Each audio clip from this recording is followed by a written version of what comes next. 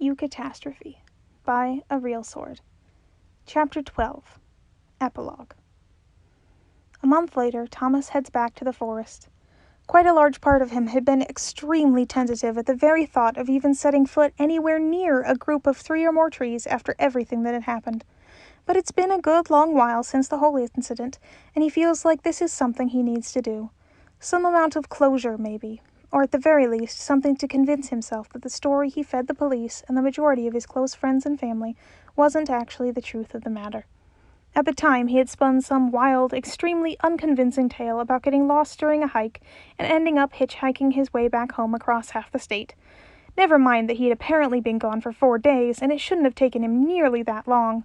He'd let everyone assume that the inconsistencies were due to dehydration or some sort of fever, and just kind of allowed himself to be dragged to the hospital and through several interviews in which he just shrugged and stammered a lot. Janice had been fondly furious later, but Thomas is extremely bad at lying, okay? Lies of omission were absolutely the way to go in this case. Apparently, nobody in this dimension had noticed reality unraveling around them and being slammed messily and inelegantly back together. It's probably for the best, considering, but I'm still saltier than a downright devastatingly distraught mermaid sobbing tears of grief into the Dead Sea, Roman declares as Thomas gets out of his car. It's been a month, Logan says with a sigh. We're not over this yet. Thomas shrugs and grabs his backpack from the passenger seat. Sorry, Lo, but you have to admit it does kind of suck that we saved the entire multiverse from complete and utter destruction and literally nobody knows about it. We could be rich, famous, respected, Roman exclaims. Or we could be thrown into the nearest asylum, Remus adds, popping up from the other side of the car. Detained for deliciously disturbing delusions. Maybe we hallucinated the whole thing. Maybe we just dreamed that God wanted to devour everything. Well, let's not fall into harmful ableist stereotypes about mental health, Logan begins. Revered, Roman continues, unbidden, with 1 billion YouTube subscribers and a diamond-encrusted jacuzzi. And let's stop talking about stuff that's never going to happen, Thomas requests with a little wistful sigh. Let's just go and try and find the place, okay? Everyone's here now, so they set off into the trees. They follow the sound of running water, hop the trickling stream once they get to it, and keep on going. Still don't like this, Virgil grouses. Didn't we learn our lesson about wandering through the forest last time? I mean, we're friends with the Fairy King now, Patton points out. I don't think he wants to drag us back into his castle again, and I think everybody else there probably knows it's a bad idea to mess with us at this point. So, Virgil retorts, a creepy magic forest is still a creepy magic forest. I don't want to be dragged back into fairyland by anyone, even if it's for a nice reason.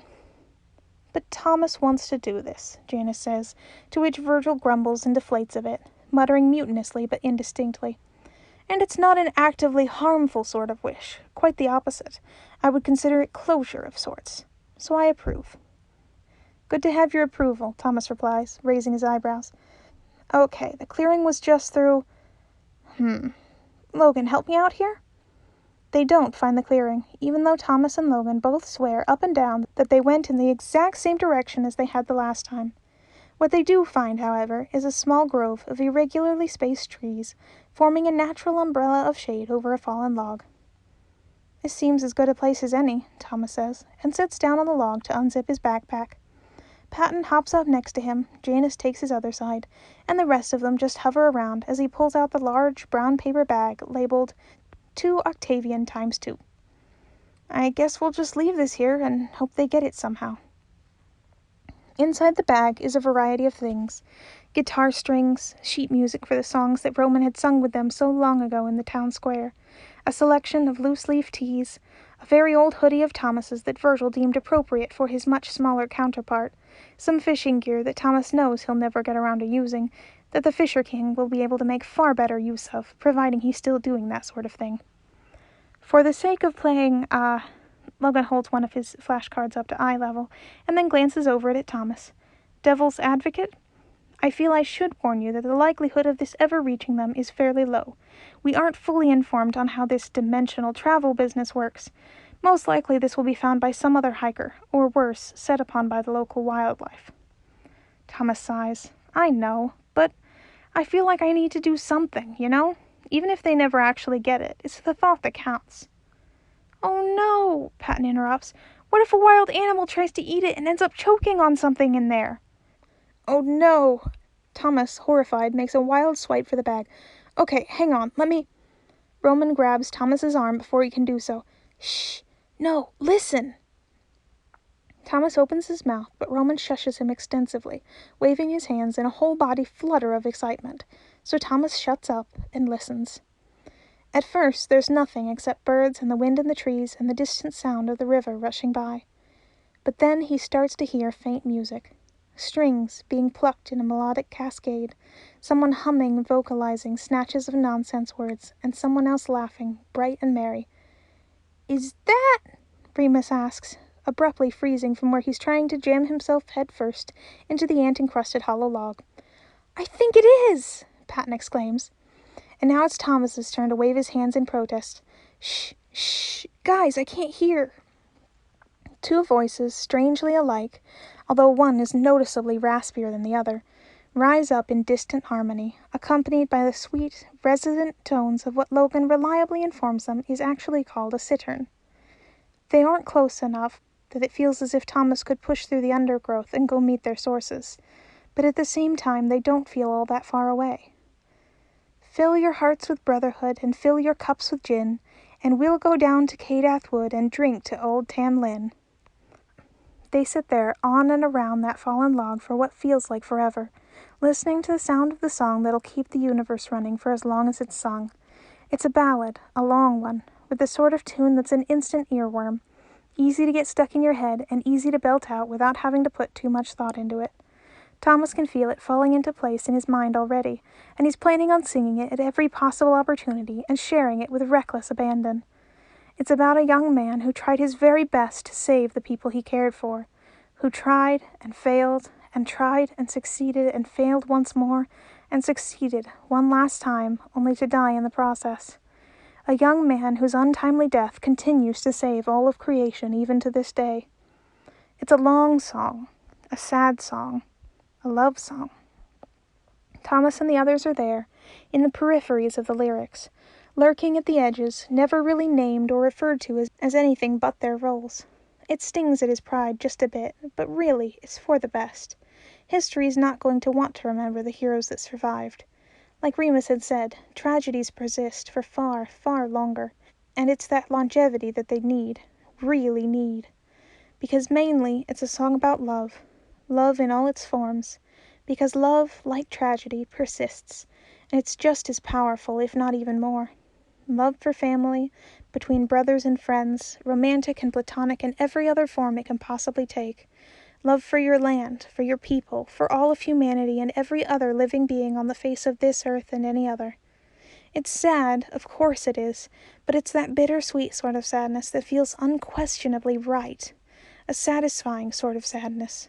The sort that invites you not to cry because it's over, but to be thankful for what happened. And then it fades, slowly at first. Then, all at once, the sounds of the forest are far louder than any of the distant melody. The cittern can still be heard faintly, but the words are dim and harder to make out. And it's gone. Remus is now sitting with his back against the log and is openly beaming, although he does snap out a quick, "It's more kinky sexual subplots," when he notices Thomas looking at him. The others wear similar expressions of fond delight. "I think it'll end up getting to them somehow," Thomas tells Logan with a grin, propping up the bag on top of the log. "Which means we've done what we came for. Virgil, good news. We're leaving the creepy magic forest. You can stop pumping the adrenaline now." He turns on the spot, pinpointing the direction they had originally entered from, and begins to head out and back toward the path. "Wait," says Virgil, and pauses. The expression on his face reads, not entirely comfortable with the situation, in big, flashing neon letters. "No, let's..." He winces, pained. "Let's explore a bit more." Thomas stops, turns back, and looks him over. "Are you sure? Because we can just leave. We can absolutely do that." "You don't want to, though," Roman points out. "Yeah, this is a nice day, so I'll let up a little. Just this once, don't get cocky. I mean, what's the worst that could happen?" Virgil's expression becomes a bit less pained, a bit more genuinely wry. "We've already survived the end of the world." "Yeah!" Mildly spooky, brightly lit forest? Pfft, piece of cake, Remus agrees. Do I want to know what's in the cake? Thomas asks. Probably not, but I'm about to tell you anyway. Buckle up. Thomas closes his eyes for a long moment and begins the involved process of ignoring literally everything that's coming out of Remus's mouth until he's done with his current convoluted tangent. Sometimes he just needs to get it out of his system, and that's fine. He opens them once more. Okay, Verge, as long as you're okay with it, let's go exploring. Just for a bit. No walking into fairy rings, though, Virgil warns. Got it, Thomas agrees eagerly. And no dark caves, or weird Stonehenge ripoffs, or creepy old cabins, or anything else.